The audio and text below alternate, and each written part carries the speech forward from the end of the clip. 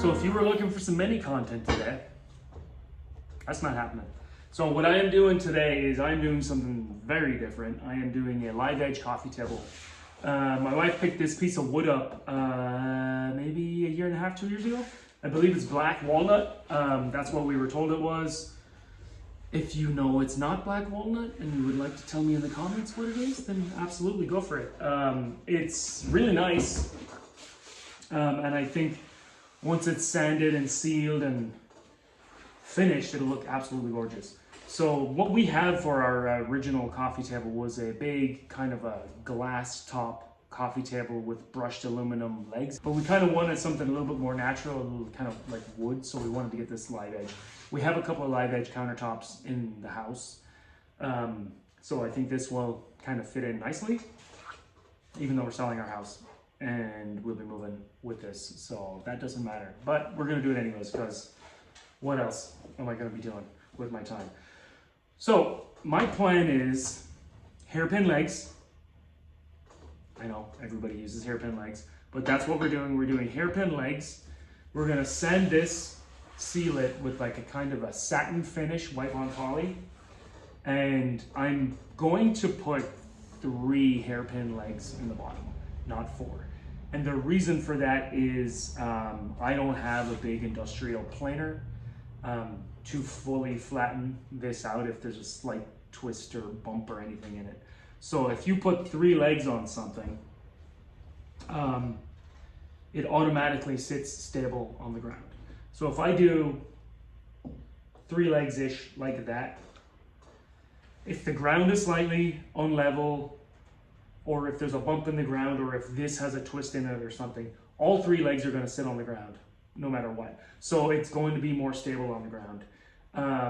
If you've ever been in a cafe and the table is rocking all over the place in a restaurant or whatever, and you look down and someone's ran beer coasters or like napkins or something under it, more than likely it's got 4 legs. And if it was a stable table, if you looked, it's probably got 3 legs. So I think that 3 legs are going to be better for this because I'm not completely flattening it. I know a lot of the videos I've watched with the live edge, they've spent a lot of time running it through a planer and getting it perfect. I'm not going to do that. Another thing that I'm doing slightly different than the other videos I've seen is instead of just putting screws or lag bolts straight through the legs into the wood, which is absolutely fine to do if you're never going to take the legs off or anything like that, or if you're really careful taking the legs off.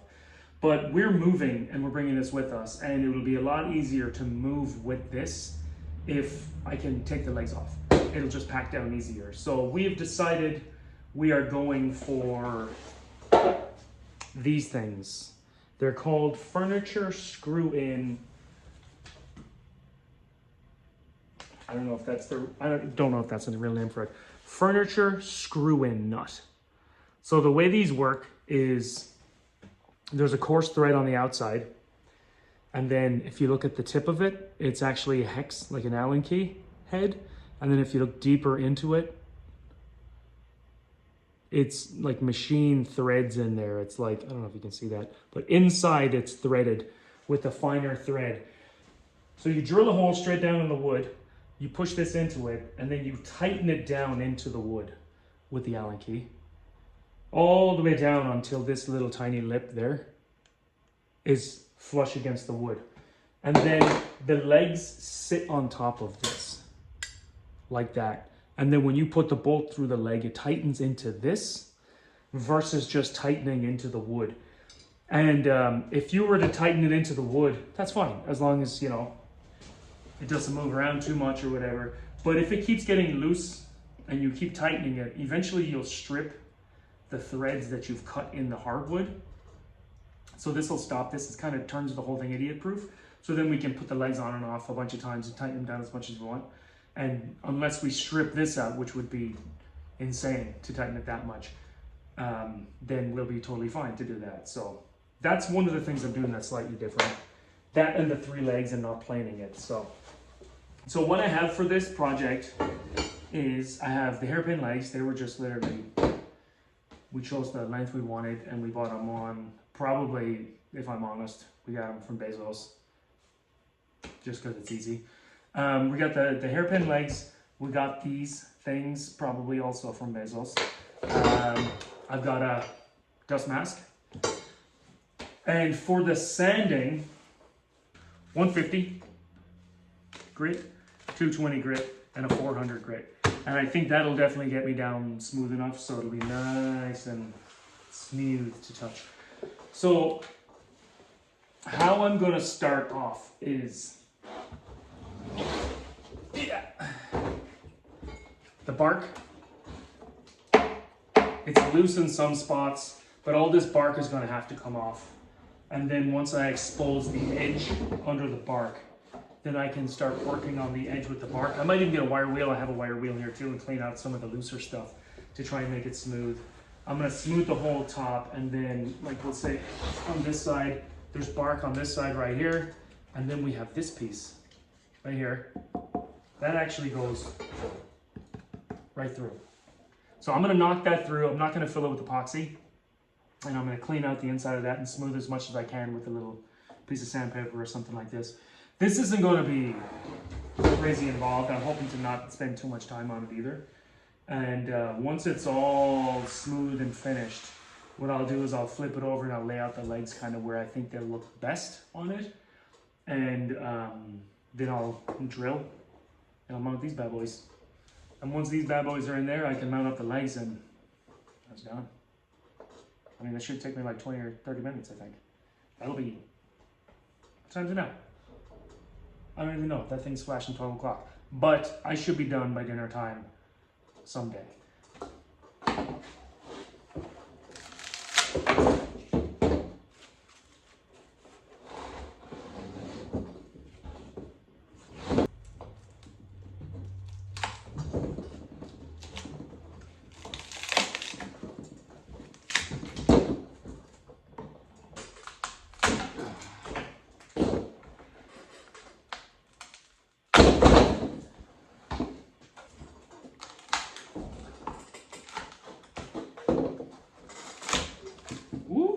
Big chonkers.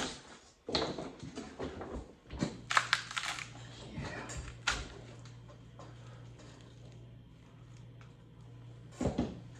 Oh, broke something. Oh.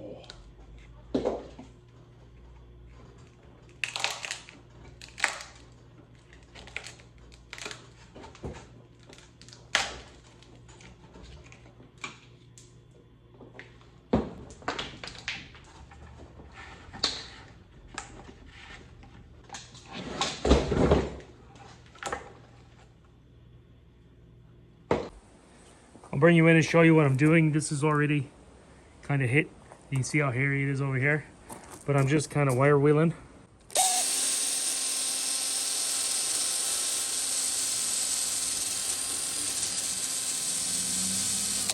Did all right up here, like that looks pretty good right there. So I'm gonna keep doing that all the way around all the rough bits, try to get in these little areas. And then I'm gonna start sanding everything, but I'm gonna keep cracking on this. I'm not gonna record it all because I think it's gonna be boring AF, so.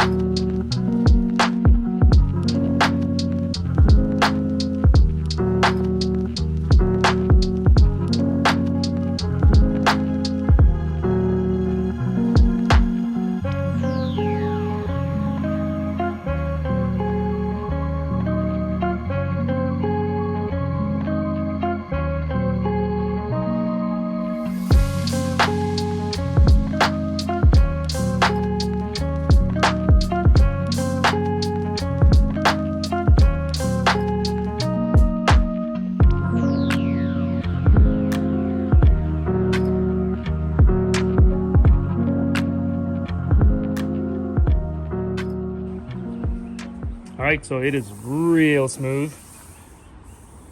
I've cleaned this out with wire brush.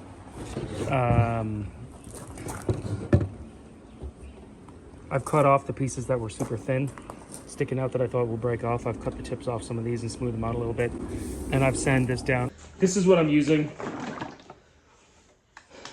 Nothing special. This is just what I got because it was in the store. It's a wipe-on poly. It's satin because I don't like that high sheen.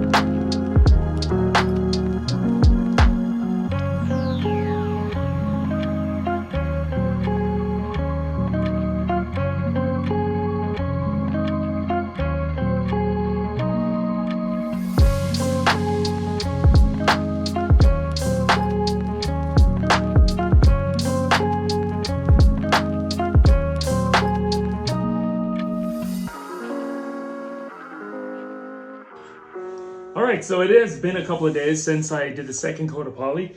I don't know if you can hear. There's a little, in spots, there's a little grittiness to the top of it. So I am going to give it another sand with a really fine paper, completely clean it, tack rag it, get all the dust off of it. And then I'm gonna give it another coat of poly on the top. What I'm guessing happened is dust particles in the area in the garage probably settled on it when it was still tacky, and then it just kind of dried in it. That's what kind of makes the most sense to me. I am going to give it a real fine sand, really dust it off nicely, and apply another layer of poly on here, just so it's super smooth to the touch when it's finished. Before I do that, I am going to flip it over and mount the legs. And the reason I want to do that before I do the top is that if any damage comes to the top, scuffs, scratches, while I'm mounting the legs, the final thing I'm doing is the finish on the top. So then when I flip it over on its legs and give it the sand, any imperfections I've created from it being on its face will be sanded out and re-poly over. So today will be legs. I'm really looking forward to get legs on this so it looks like a real coffee table. And I can't wait to bring it into the house and see what it looks like. I'm really happy with how it's looking. The texture is super nice. But yeah, let's get some legs on this thing. So what I'm gonna do is I'm gonna start drilling. I'm only gonna put 3 in each one. Boom, boom, and right there. So I'm gonna leave the screw in these ones and drill these so it doesn't walk around. That one's not screwed down at all. So whatever. So I'm gonna start drilling the holes real small, and I'm gonna step them up very small increments so that the drill bit doesn't walk around. Let me get my drill set up and let me get cracking. This seems to be what I've come up with. Start off with this one, this one, this one, up to this one. And then this one is just slightly smaller than one of these guys. So the body of this will go through the hole, but the threads will catch in the wood.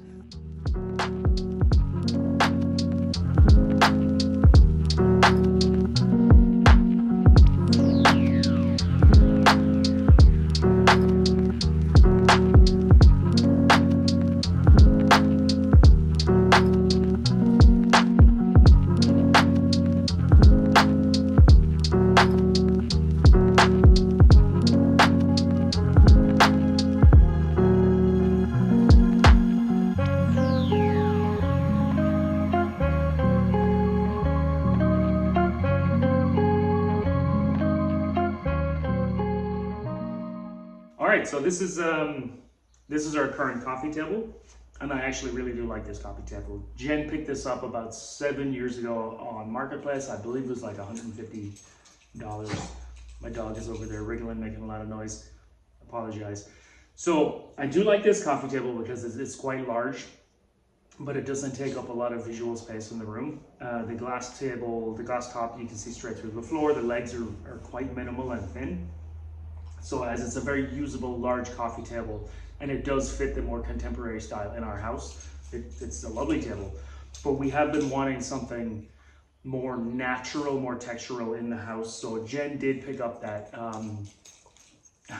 Stitch, come on now, that black walnut burl a couple of years ago now. And we've been meaning to turn it into a coffee table. So I finally got around to it. And I think it's going to look really nice in here, but I just wanted to show you the space before the table comes in and then afterwards. This table is actually really nice for game night, Super Bowl snacks, doing puzzles.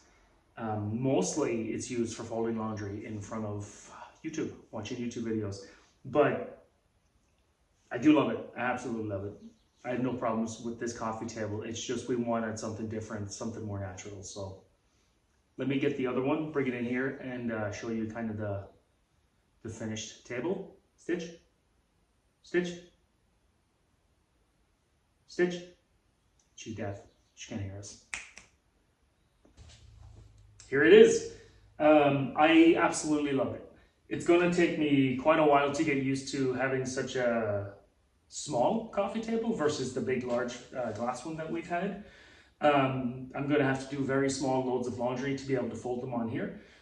But I think it's great. I think it fits the house really well. I think the tones and the wood really suit. And I love how much space there is to get up and just kind of walk around it. If there was one negative thing I would say about the other coffee table, it's also the positive thing about it was the size of it. It did feel like for it to fit the sitting room, we had to keep it quite close to the coffee or to the couch, and the bottom rail of the coffee table, kind of like the toe cake area. If you were walking around barefoot and shimmying in around people, sometimes you bang your foot on it. And like, I didn't ever break a toe or do anything like that. My mother has broken her toe on coffee tables 500, 600, 700 times. I have no idea how many times she's broken her little toe. But yeah, I mean, it's gorgeous. I absolutely adore it, and I'm glad it's here. I'm very happy with the addition of this to the house. One of the things I will say, if you're making a coffee table like this and you're not planning on moving around much, like me and my wife, I guess, plan on doing, the extra step that I did with the furniture screw-in hardware, that's probably unnecessary if you don't plan on taking the coffee table apart for packing it up and moving it around and stuff.